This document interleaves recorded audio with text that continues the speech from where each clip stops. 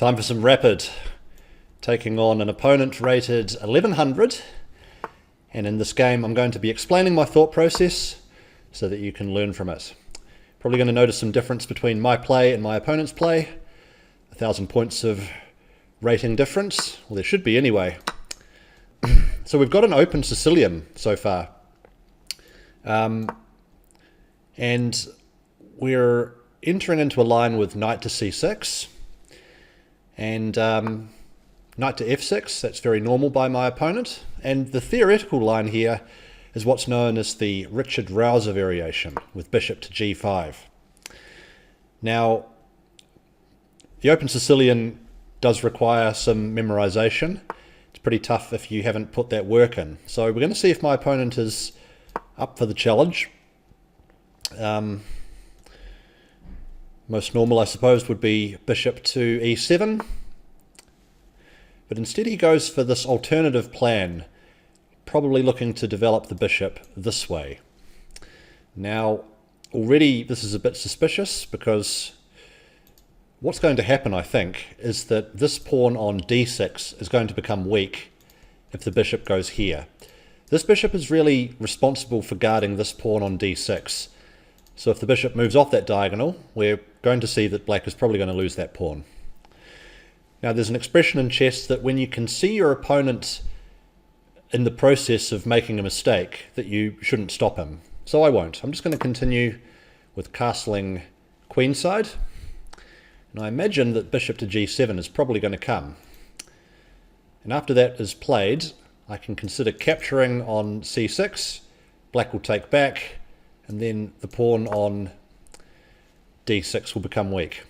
What did I tell you? Exactly what I was expecting. So capture here, black takes back, and then that simply wins a pawn. So there's a couple of things here that we can learn if you're around the 1100 level and looking to improve. Number one is you need to know your openings. I mean, fair enough. At 1100, you can't be expected to memorize 15 moves deep. But this is not that far into the game. After queen to d2, that's 7 moves. And if you want to improve, you need to know this a little bit better. But the other thing is that understanding what your opponent is threatening. So back here, before black had played bishop to g7, he had to notice the threat, and the threat was to capture on c6. There's a good rule in chess that you should always be paying attention to the checks, the captures, and the threats. And this is a capture. After black takes back, that pawn will drop. And I'll be a pawn up, which is obviously a pretty good start, but it's far from being the end of things. Do have to be a little bit careful of this bishop on the long diagonal, however. Now, if you're enjoying this video so far, go ahead and subscribe to the channel. I am going to be continuing this series playing opponents of different rating levels. So by subscribing, you'll see all the future videos and all my games where I'm playing opponents all the way up the rating ladder and seeing how we can win. Now my opponent really doesn't have much of a choice here. He's got to take the knight back, otherwise he's just down material. He might be considering taking here, which would attack my queen, but in that critical line I can actually take his queen. So my opponent's probably contemplating things, trying to find a way out of the mess that he finds himself in. But I think the only option is to capture b takes c6. Okay, so finally we've had the capture. And my plan was to capture back, so let's go ahead with that. And we'll see if we get the exact line that I was predicting. And we are going to indeed get that. Now this pawn is under attack, so black really needs to defend that one. Maybe with bishop to b7, maybe bishop to d7. That would allow the file to remain open. So I've won a pawn. And I just need to look at how to continue improving my position. Now, I want to finish my development. This is quite important. Even though I'm up a pawn, I can't just leave this bishop and this rook on their starting squares. So I'd like to fix that and what's the best square for the bishop? Well, it looks quite natural to bring it to c4, although there's these two pawns here which are tough to break down if the bishop is on c4. Bringing it to d3 is also possible, but then it's staring at my own pawn. Bishop to e2 doesn't seem like it's doing very much. So I'm going to go with c4. Now there could be some possible opportunity later with black castling kingside, which is what I expect. There could be the possibility to have some pressure on the diagonal.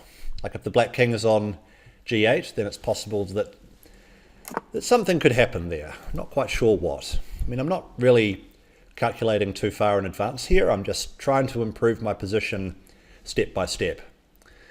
And one way that I can continue to do that is by bringing the other rook to the only open file on the board. So now I've got control over the d file.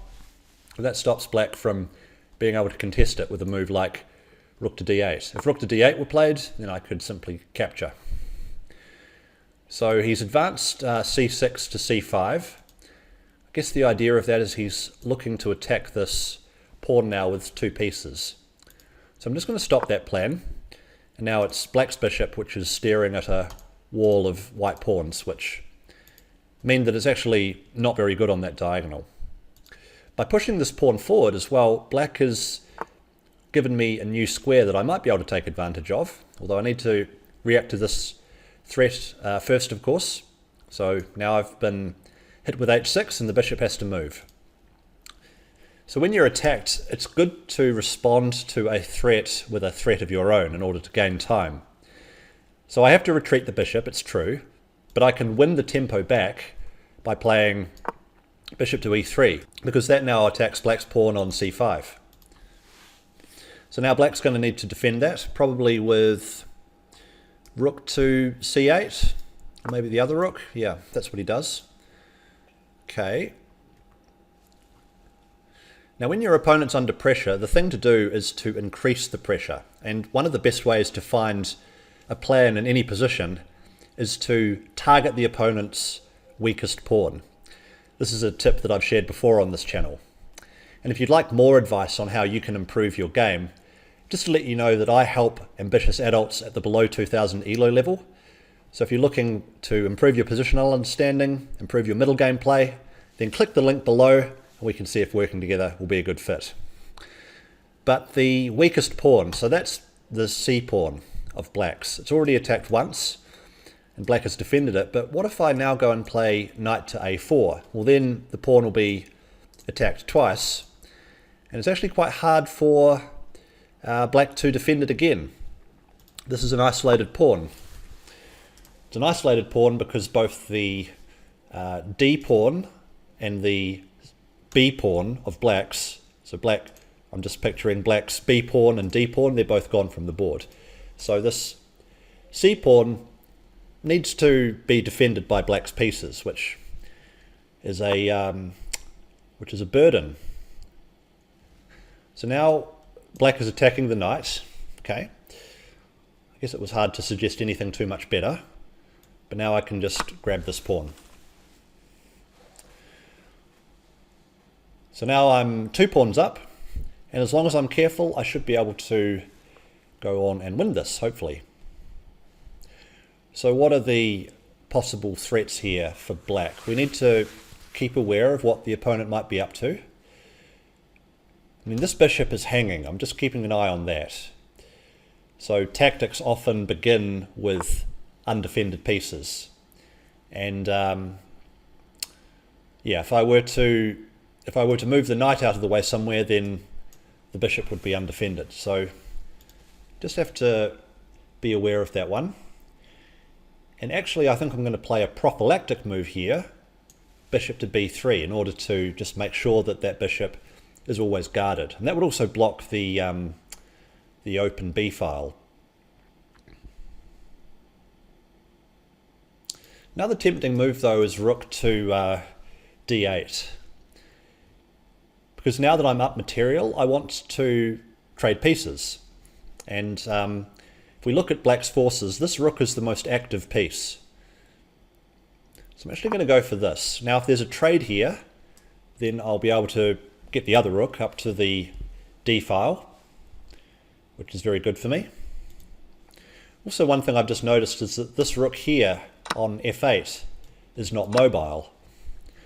So if I were to be given a couple more moves, I could look to play something like knight to D3 followed by bishop to C5, which would attack the trapped rook. So one way to find tactics in your games is to look at which pieces are immobile. And that's what I just noticed there, that the black rook doesn't have a square that it can move to, and therefore might be in some danger of getting trapped. However, black doesn't have to fall for this if the light squared bishop were to move away now.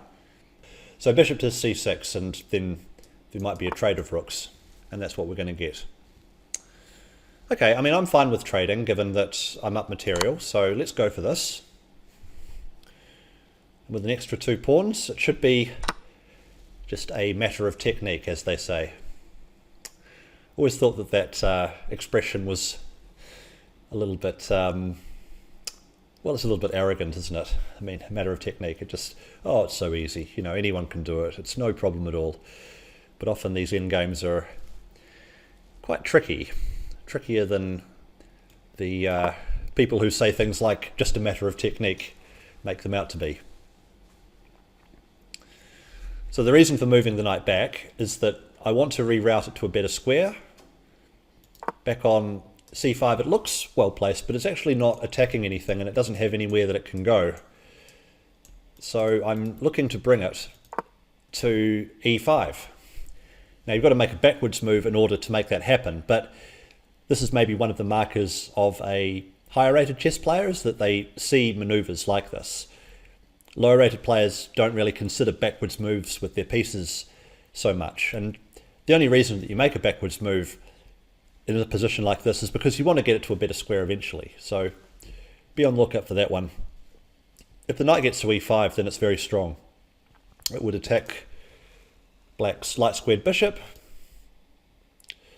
and it also can't really be attacked itself. And from e5 you could also, in some cases, consider a sacrifice, and after black takes back, then there'd be bishop takes e6. Now in that particular situation it only gains 2 pawns for the piece, so it doesn't work, but just keep an eye on that tactic, because if there was a loose piece somewhere else in black's position, then that check on e6 could be worth exploring. But for now, black's also got this pawn on a7, which is under attack, and how is he going to try and save it? Well, if he moves to a6, then I can just take it. So he has to really move it to a5, doesn't he? I think so. And if he moves it to a5, then maybe I can just attack it again via bishop to b6. He might move the pawn forward again. And what have I gained by forcing the pawn forward like this? Well, if we get all the pieces traded, like let's say that all the bishops and both of the knights get traded off the board, then moving this pawn further forward might actually make it easier for me to eventually win it. Like if the pawn makes it to a4, for example, then I think that actually helps me because it's closer to my own king. Again, I'm just envisaging the position with all of the pieces traded off the board, but this pawn on a7 takes my king a lot of moves to go and collect it, whereas the pawn on a4 would be much closer to my own king, so actually makes it easier for me to win it. I mean, black really shouldn't trade all the pieces in a position like this one though. One of the good endgame rules of thumb to know about is that a draw is more possible with more pieces left on the board. So I would expect that right now the position is still losing for black, but if all the pieces were traded, then the win is absolutely trivial. With only pawns remaining, having just one extra pawn can often be enough to win the game. But if you've got just one extra pawn, but also there's some pieces that are complicating things, then there can be some chances for the weak side to hold. Now in this case I'm 2 pawns up, which makes a great deal of difference, so I should be winning no matter what, but it's all about the simplicity of the win. So I'm not quite sure what my opponent is going to try here. He might go for a5. I think that's the only way to attempt to save the pawn in the short term. Otherwise I just take it. Really, black needs to try and create some counterplay, but it's not easy to do. He can't really move this bishop away from f8 or g7 without that one falling. So a lot of weaknesses in black's position here. So from here I want to trade everything, get the king active, and win in the pawn endgame. That's my plan. Wonder what my opponent's approach is going to be here. Is he going to just let his clock run out, or is he going to try and fight on with some move? Let's see. I mean, one of the disadvantages of playing these 15-minute plus 10 games is that you can get some people who are poor sports and who just sit there and wait rather than make a move or resign. I mean, if he was thinking about his move, then fair enough, but I don't think my opponent is actually thinking here. I think he may be just simply hoping that I'm going to stop paying attention and then maybe make a move. I mean, you've seen this happen before, right? Like, let's say you're in a totally winning position, but you're down to just increment.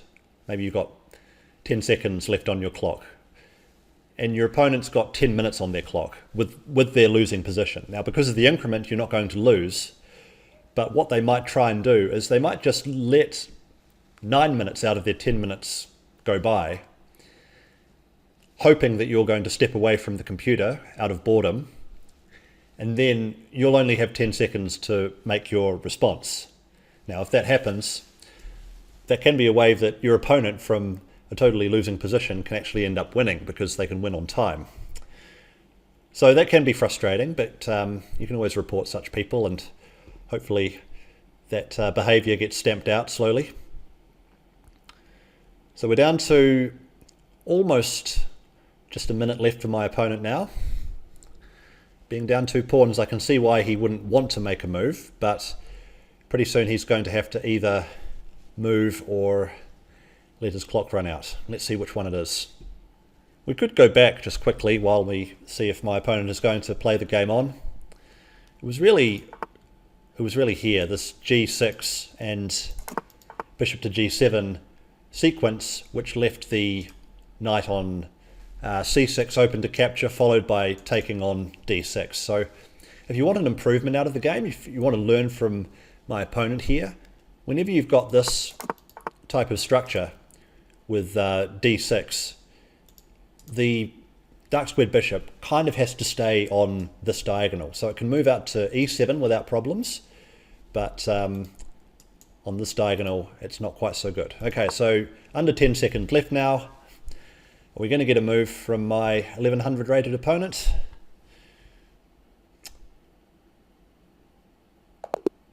Looks like we're not.